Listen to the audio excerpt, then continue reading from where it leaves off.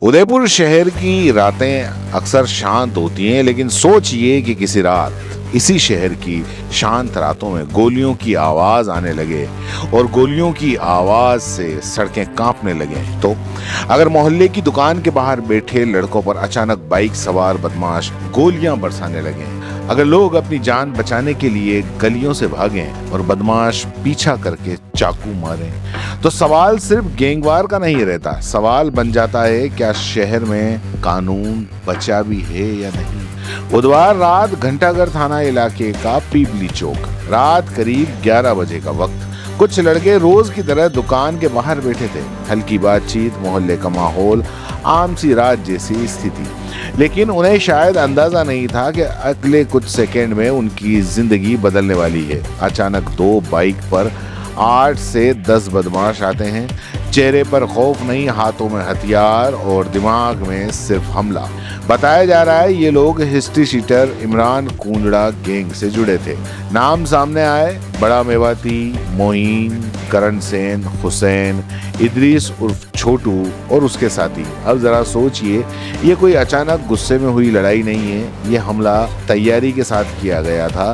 सीधे आते ही फायरिंग शुरू कर दी, 1 2 3 और फिर पूरे इलाके में चीख पुकार मच गई। सलमान, उसकी रीढ़ की हड्डी में गोली लगी। रीढ़ की हड्डी, जी हाँ, यानी शरीर का वो हिस्सा जहां चोट इंसान की पूरी जिंदगी बदल देती है।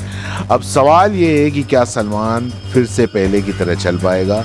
क्या उसकी जिंदगी हमेशा के लिए बदल तो नहीं गई?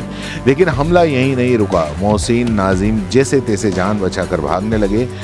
कोई भी भागता, आप भी भागते, लेकिन बदमाशों ने पीछा किया और फिर चाकू से हमला किया।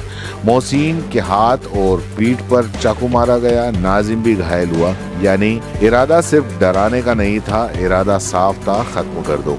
अब यहाँ सबसे बड़ा सवाल, इतने बदमाश, 2 बाइक, खुलेआम हथियार, रात के बीचों बीच फायरिंग, सड़क के बीचों बीच फायरिंग और फिर आराम से फरार। सवाल बनता है, पुलिस कहाँ थी?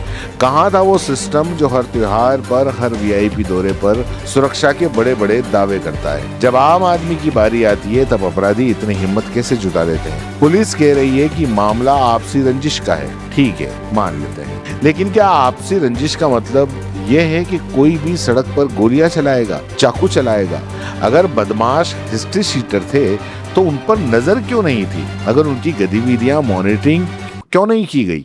क्या हिस्ट्री शीटर सिर्फ फाइलों में हिस्ट्री शीटर कहलाते हैं? जमीन पर तो वो खुलेआम गैंग चलाते दिखते हैं। घटना के बाद पुलिस पहुंची, एफएसएल टीम आई, खून के नमूने लिए गए, कारतूस के खोखे उठाए गए, सीसीटीवी फुटेज खंगाले गए। लेकिन जनता का सवाल कुछ और है। हमेशा वारदात के बाद ही सिस्टम क्यों जागता है? गोली चलने से पहले पुलिस कहाँ थी? अपराधियों का नेटवर्क आखिर कैसे बढ़ता गया? किसके संरक्षण में ये गैंग इतनी ताकतवर हो जाती है? ये सवाल इसलिए जरूरी है क्योंकि आज सलमान है, कल कोई और भी हो सकता है। और एक बात गौर करने वाली है, ऐसी खबरें अब लोगों को चौंकाना बंद कर रही हैं। क्यों? क्योंकि अपराध धीरे धीरे नॉर्मल बना दिए गए हैं। यानी कि अपराध नॉर्मल हो गए हैं। आज फायरिंग हुई, कल हत्या होगी, परसों मीडिया दूसरी खबर पे चला जाएगा।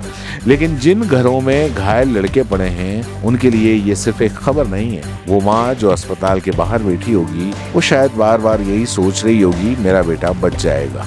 और मीडिया, कुछ चैनल शायद इस खबर को 20 सेकंड चलाकर आगे बढ़ जाएंगे, क्योंकि यहाँ कोई बड़ा नेता नहीं है, कोई सेलिब्रिटी नहीं है, कोई टीआरपी वाला एंगल नहीं है। लेकिन असली सवाल यही है कि छोटे शहरों में गैंग खुलेआम गोली चलाने लगे तो क्या ये सिर्फ लोकल क्राइम है या फिर सिस्टम के कमजोर होने का संकेत? और उदयपुर एक ऐसा शहर है जिसे पर्यटन, संस्कृति और शांति के लिए जाना जाता है। लेकिन अगर उसी शहर में हिस्ट्री शीटर गैंग सड़कों पर आतंक दिखाने लगे तो इसका असर सिर्फ अपराध तक सीमित नहीं रहता। टूरिज्म प्रभावित होता है, स्थानीय लोग डरते हैं, दुकानदार जल्दी दुकानें बंद करने लगते हैं। और सबसे खतरनाक चीज क्या होती है पता है?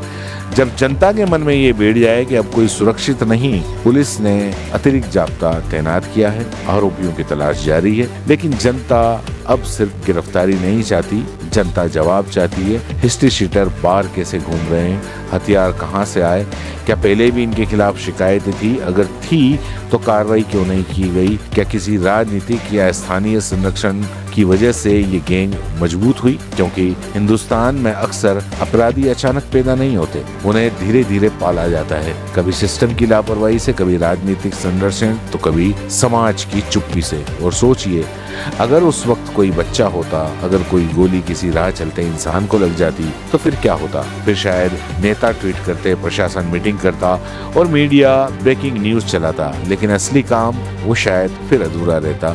इस पूरी घटना में सबसे डरावनी चीज सिर्फ गोली नहीं है, सबसे डरावनी चीज है अपराधियों का बेखौफ होना।